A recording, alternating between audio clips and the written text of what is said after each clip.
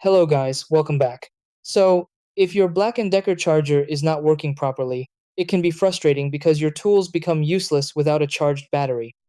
You might notice that the charger is not lighting up, not charging the battery, or showing unusual indicator behavior.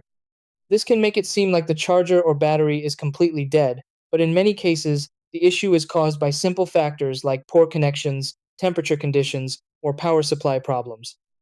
Since these chargers rely on proper contact and stable input power, even a small issue can stop the charging process. The best part is that you can usually fix this problem quickly by checking a few key things step by step.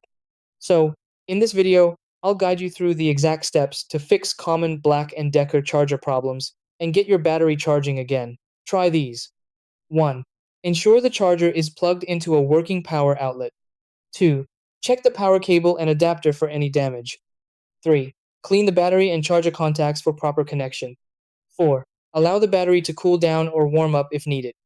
5. Remove and reinsert the battery firmly into the charger. 6. Check the indicator light to confirm normal charging.